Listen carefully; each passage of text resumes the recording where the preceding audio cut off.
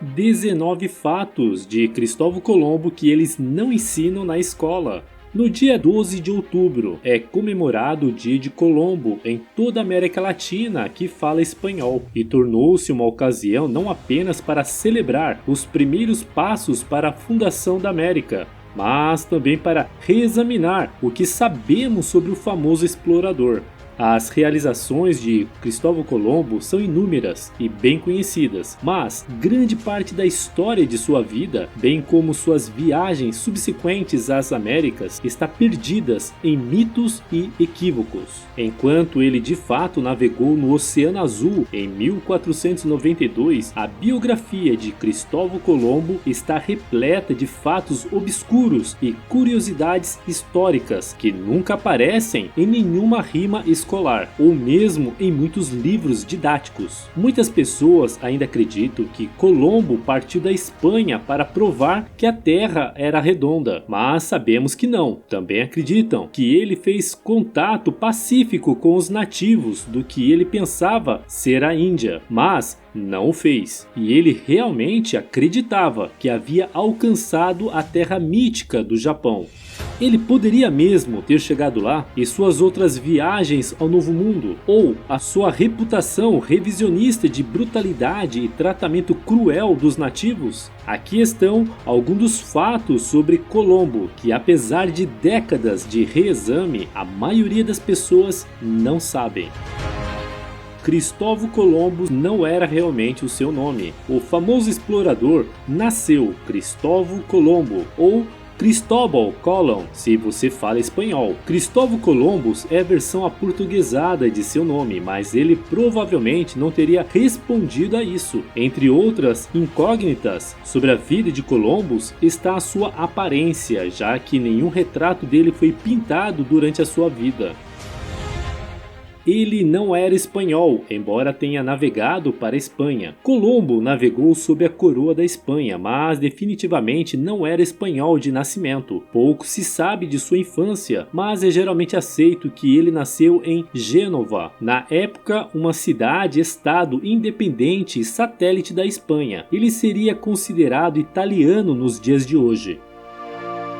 Colombo não estava procurando o Novo Mundo. Enquanto Colombo encontrou a terra inexplorada que veio a ser conhecida como o Novo Mundo, não era o que ele estava procurando. Ele estava buscando uma passagem mais rápida para a Ásia, que não envolvesse a travessia da Rota da Seda, que havia sido fechada devido à queda de Constantinopla em 1453 para o Império Otomano. Os objetivos de sua viagem era explorar o ouro e as especiarias que se acreditavam ser encontradas em abundância no Oriente e pegar alguns para si mesmo.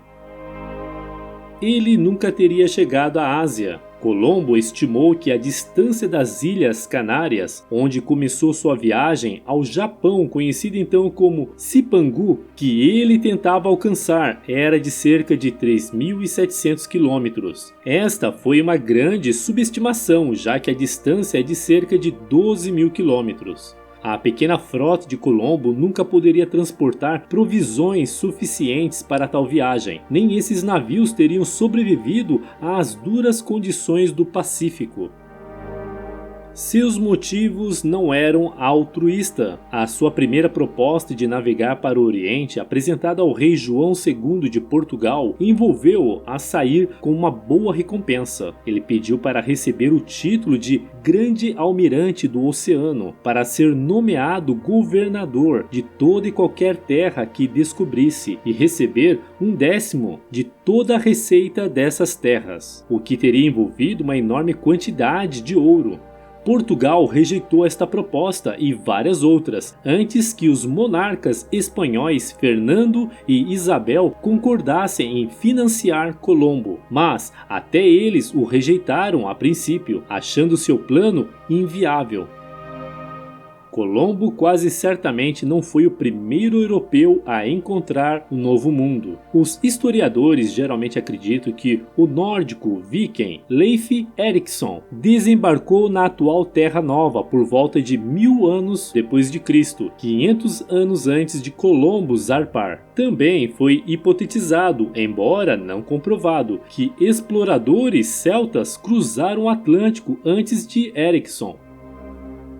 Ninguém sabe exatamente onde Colombo atracou. Colombo estava procurando o Japão, mas o que ele encontrou foram as Bahamas modernas. Depois de deixar as Ilhas Canárias em 6 de setembro, ventos fortes empurraram sua frota de 3 navios para o oeste, até que avistaram terra em 12 de outubro. Colombo chamou essas ilhas de San Salvador e acreditou ter encontrado a Ásia. A localização exata de onde ele pisou pela primeira vez ainda é desconhecida, embora tenha sido reduzida a 3 ilhas possíveis. Assim que ele atracou o navio, ele começou a fazer coisas brutais. As ações de Colombo como comerciantes de escravos e evangelista pela espada estão começando a se tornar cada vez mais conhecidas na cultura popular. E essas ações começaram quase imediatamente. Os primeiros nativos que encontrou em São Salvador foram Arawak, também chamado de Taíno, nativos das ilhas. Colombo os achou pacíficos e amorosos, e prontamente fez um grupo deles prisioneiros para que pudesse interrogá-los sobre a localização do ouro do Oriente. A subsequente colonização espanhola das Bahamas foi brutal para os Arawaks e em meio século quase todos teriam desaparecido. Nem todos os 3 navios sobreviveram à viagem. Colombo e sua tripulação, que havia diminuído devido à doença e ao motim, passaram 3 meses navegando pelas Bahamas, de 12 de outubro a 15 de janeiro de 1493. Mas não é do conhecimento geral que a Santa Maria não sobreviveu à viagem, tendo aterrado no dia de Natal. Colombo ordenou que o navio fosse evacuado e explodido com canhões, para impressionar os nativos com o poder de fogo espanhol. Colombo então abocanhou cerca de 2 dúzias de navios para levar de volta com escravos. Deixou 39 homens para estabelecer uma colônia no que hoje é o Haiti e depois voltou para a Espanha. A segunda viagem de Colombo foi sobre conquista. A primeira viagem de Colombo ao Oriente foi uma viagem de exploração, mas a segunda nunca poderia ser confundida com outra coisa senão colonização, e se necessário, conflito armado. Ele deixou a Espanha em 23 de setembro de 1493, com uma enorme frota composta por 17 navios e 1.200 homens. Entre os passageiros estavam fazendeiros, padres destinados a converter os nativos ao cristianismo e soldados armados para impor a vontade de Colombo. O conflito armado eclodiu na segunda viagem. Colombo e sua frota desembarcaram em Dominica, agora uma pequena nação insular no Caribe. Ele navegou para cima e para baixo nas pequenas Antilhas, voltou para verificar os 39 homens que havia deixado para trás na colônia de La Navidad, que havia sido destruída com 11 homens assassinados pelos nativos por estuprar mulheres locais. E um presságio do que estava por vir, teve uma escaramuça armada com vários membros da tribo flagrados castrando 2 meninos de uma tribo diferente. Ele estabeleceu várias pequenas colônias, levou cerca de 500 pessoas do Caribe como escravos e voltou para a Espanha novamente. Ele ainda esperava encontrar o Oriente na terceira viagem. A terceira viagem de Colombo ao Novo Mundo foi adiada por quase 2 anos, graças às maquinações da corte espanhola. Quando finalmente partiu da Espanha em maio de 1498, tinha apenas 7 navios. Vários se dirigiram para colônias previamente estabelecidas, enquanto o próprio Colombo e a maior parte da sua frota seguiram para o sul, ainda na esperança de encontrar passagem mítica para o Oriente. Em vez disso, ele encontrou Trinidad, assim como a Venezuela, mas o pior ainda estava por vir. A terceira viagem terminou em desgraça. Vários meses de exploração da América do Sul deixaram Colombo com a saúde debilitada e exausto. Então, ele retornou à colônia de Hispaniola, onde a Santa Maria havia ancorado na primeira viagem. Ao chegar, foi recebido pelo caos. Os colonos estavam infelizes, famintos e ameaçando se amotinar. Os nativos foram tratados horrivelmente e muitas vezes responderam assassinando os colonos. Colombo e seus irmãos eram governadores cruéis e os nativos taínos haviam se engajado em uma revolta armada que foi esmagada em 1497. Diante de várias queixas sobre seu governo e crueldade, Fernando e Isabel ordenaram que Colombo e seus irmãos fossem presos e levados de volta para a Espanha em cadeias.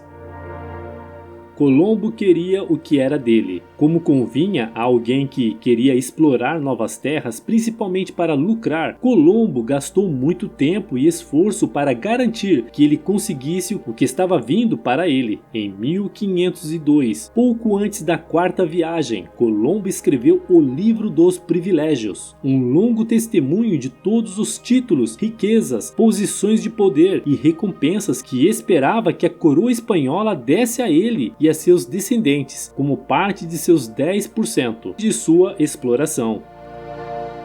A quarta viagem foi um desastre. Depois de passar alguns meses na prisão, Colombo foi antes de Fernando e Isabel. Eles o perdoaram e financiaram uma quarta viagem, mas o destituíram de seu governo, deixando Cádiz em maio de 1502 em 4 navios decrépitos. Colombo partiu para encontrar passagem para o Oceano Índico. Em vez disso, ele se perdeu. Navegou por um furacão que aniquilou a primeira frota de tesouros espanhola, fez 2 navios afundarem e finalmente teve que encalhar os outros 2 na Jamaica, onde passou 1 ano encalhado. Enquanto estava lá, ele persuadiu os nativos a fornecer comida e água a seus homens desesperados, prevendo um eclipse lunar em 29 de fevereiro de 1504. Uma frota de socorro finalmente chegou em junho e Colombo chegou à Espanha de mãos vazias em novembro.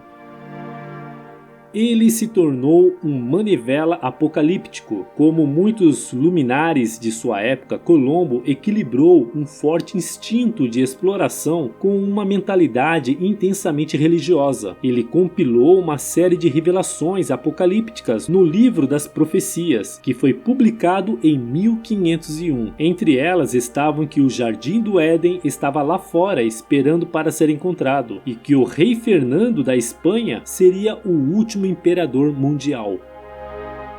Após a sua morte, seus restos mortais viajaram pelo mundo. A intoxicação alimentar em uma de suas viagens levou Colombo a desenvolver um caso de artrite reativa, que na época se pensava ser gota. Sofrendo disso, além de várias outras doenças que ele contraiu durante as 4 viagens, Colombo morreu em 1506 em Valladolid, na Espanha. Os restos mortais de Colombo foram enterrados primeiro lá, depois em Sevilha, por seu filho Diego, que se tornou governador de Hispaniola. Em 1542, os restos mortais foram transferidos para a atual República Dominicana. Em 1795, quando a França assumiu Hispaniola, os restos mortais de Colombo foram novamente transferidos, desta vez para Havana, Cuba. Depois que Cuba se tornou independente após a Guerra Hispano-Americana em 1898, os restos mortais foram transferidos de volta para a Espanha. Mas é provável que nem todos tenham sido movidos, e Colombo pode realmente ter lugares de descanso em Cuba e na Espanha.